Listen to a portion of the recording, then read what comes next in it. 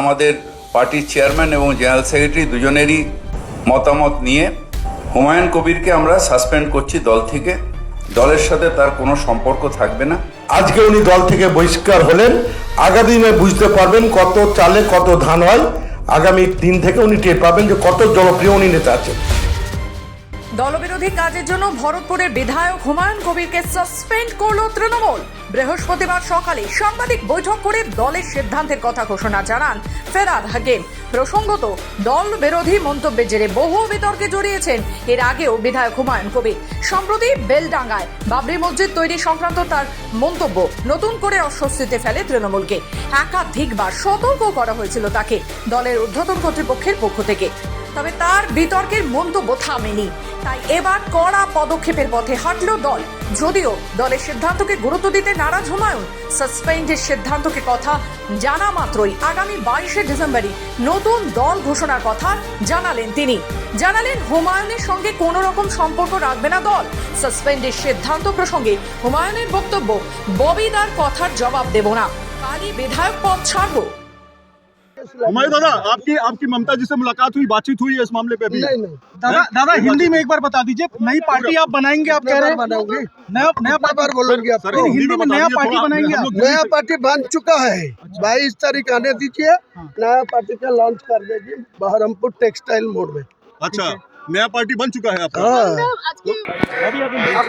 कोई खोद देव ना, কোনো কৈফত দেব না। ববি হাকিমের কথারও কোনো কৈফত দেব না, কোনো কৈফত দেব না। क्या सीएम यहाँ पर है? कोई बात हुई आपके आने से पहले यहाँ पर? मेरे को डिस्ट्रिक्ट प्रेसिडेंट इनवाइट किया, डिस्ट्रिक्ट प्रेसिडेंट को बात करूंगी और रुकने के लिए बोलेंगे तो रुकेंगे, नहीं तो यहाँ से चला जाए। হ্যাঁ, আমাদের সিদ্ধান্ত হচ্ছে হুমায়ুন, আমাদের যে শৃঙ্খলা রক্ষা কমিটি এর আগে 3 বার আমরা ওনাকে সতর্ক করেছিলাম। এখন আবার উনি এইটা করছেন। আমরা পার্টির ঊর্ধ্বতম নেতৃত্বের অর্থাৎ আমাদের পার্টির চেয়ারম্যান এবং জেনারেল সেক্রেটারি দুজনেরই মতামত নিয়ে আমরা হুমায়ুন কবিরকে সাসপেন্ড করছি। হুমায়ুন কবিরকে আমরা সাসপেন্ড করছি দল থেকে। দলের সাথে তার কোনো সম্পর্ক থাকবে না। দলের সাথে তার কোনো সম্পর্ক থাকবে না। তার কারণ যারা ধর্ম নিয়ে রাজনীতি করে, ডিভিশনাল পলিটিক্স করে, মানে ধর্ম নিয়ে মানে ডিভিশন ভাগ করার চেষ্টা করে, তাদের সাথে দল কোনো সম্পর্ক রাখবে না। এর বিজেপিতে যোগদান করলেন।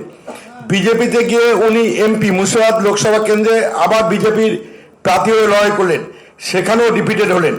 আবার 2021 সালে বিজেপি ছেড়ে দিয়ে আবার আমাদের তৃণমূল কংগ্রেসে যোগদান করে তৃণমূলের প্রতীকে নির্বাচিত হলেন। উনি বারবার বলছেন ওনার জনপ্রিয়তার কথা। আমি আপনাকে তথ্য দিয়ে পঞ্চায়েত সমিতিতে হেরেছেন, জেলা পরিষদে একাধিকবার হেরেছেন। মাত্র সবে একবার 1.5 বছর জন্য কংগ্রেসের এমএলএ ছিলেন, আর 21 সালে এই তৃণমূল কংগ্রেস জিতলেন। এত জনপ্রিয় নেতা যিনি তার পঞ্চায়েত সমিতি জিততে পারেন না, জেলা পরিষদে বারবার পরাজিত হন, আর এটা তৃণমূল বাদ দিয়ে, মমতা যে বাদ দিলে কারোরই কোনো অস্তিত্ব নেই, যে যত বড় নেতা হোক না কেন। এটা আমরা দায়িত্বহীন ভাষায় জানিয়ে দিতে চাই। আমাদের তৃণমূল কংগ্রেসের ঘাসফুল লোগো আর মাথার উপর নেত্রী মমতা ব্যানার্জি ছাড়া আমাদের কারোরই কোনো অস্তিত্ব নেই, এটা যেন আমরা কেউ ভুলে না যাই। আজকে উনি দল থেকে বহিষ্কার হলেন, আগামী দিনে বুঝতে পারবেন কত চালে কত ধান হয়।